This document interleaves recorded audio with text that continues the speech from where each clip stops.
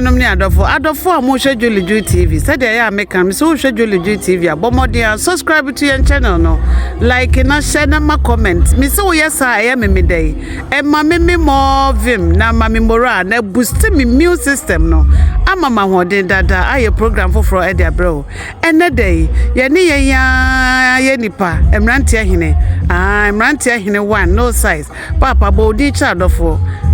udi chadofo na fe yento ankomo bone so Milton Keynes Mr Thompson Milton Keynes ya mo MK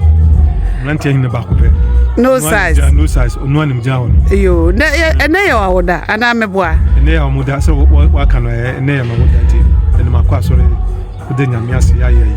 na wo so aja mi pe ya aja Julie Juu so achime aja se wo pese won so interview mu se ampa e mawoda ampa na me ka che se e mawoda nti nyame ne de asida en munyam en bia man se o ma afi ba ko asan be kama afi mama ekumani nti me pa bo se nyame nkan ho de bia no mo hu ban ne enko en se de bia se de wa shisha to on sa pepe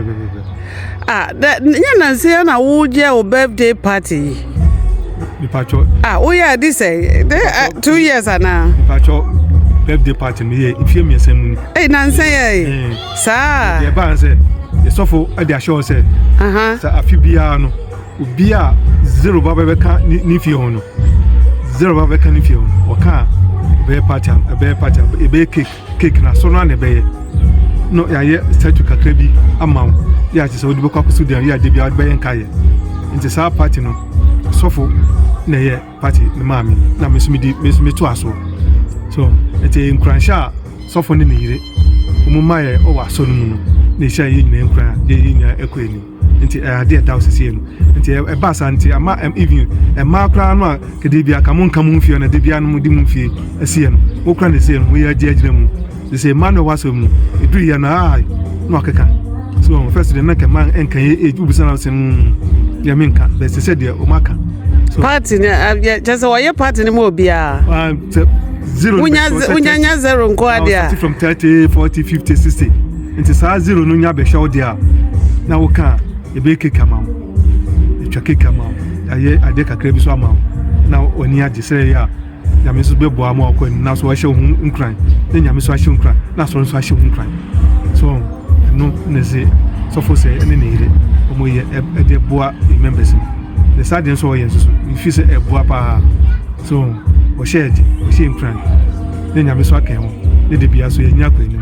nti ye bompire no bompire man ne so ye bompire no so bia ma one ne ye se nyame so be kan mo so akomani ne de bia za de no ma fa to mo so o wa so no mo tima ya mai ama ni ja pa so mu ama ani je so ba bia ama so akonani e de nyame ase first so for ne yire umu ye na aso dem ade very nice yes umu she ni pankran so sa na kam de kam fi seka so fu bia 8 mi ye bi e ma ni members ya ani bia ni beje so enti ade in fact so fu se ne ni re umu ya de nto mu she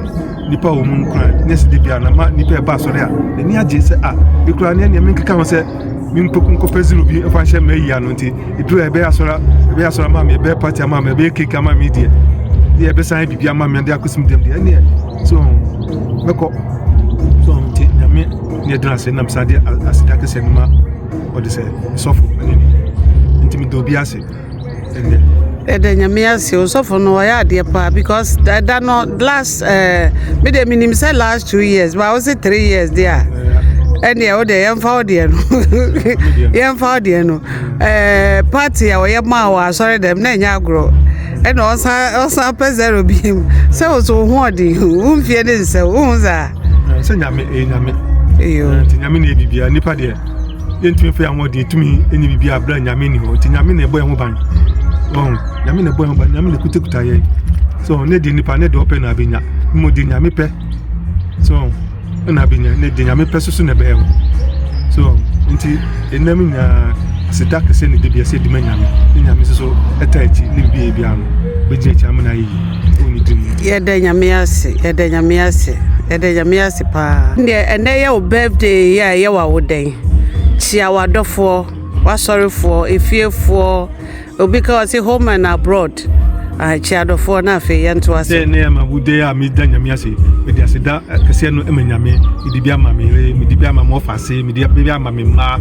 di bia ma me dofu na se ya me ani akan wa ma ya ko en mama menya afi ba ko aka mi fi eni omumpa ebo yo mu dia ma e mu dia ma mi mumpa bo mu dia ma mi yo mu dia ta mechi ama e ko eni enti aseda na me de mo bia me do bia ase se o makan wa ma makan wa ma afi ba ko abeka mi enti me de nyame ase yo eni na chia wa dofo na afi na umumpa ye ma mi munko so ano munta mechi dindindin de obia be shisha fa mu bia no nyame e ma no emfa sa ni pa no so back to sender obia shisha because afena omranti breze say wo omranti bre wu za omranti ahine nkumenu so ye nkonko a mi shem de nkonko a ne say ye so one na me thinkisi for one na omasi da Ghana for umowo America Canada Germany bedo idobia ase so mo de omumpa bo atameti ama na me de ayafi fufuro anafi ba kwa kam ama document nti idobia ase na me catch meeting for say mlanti ahin so muti se enne se mlanti ahin kasa na se mlanti ahin di asida na mama Keynes fo nyina se omudo mumpa bo mo ta mechi ma yekọ eni nti asida na mdimo bia any muscle member any party members na so the nyamiase na what I dey so be na oko we call Assemblies of God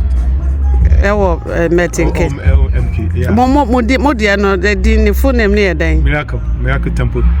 okay Miracle Temple Assemblies of God Church yeah okay ye the nyamiase ene no so for ye da ase o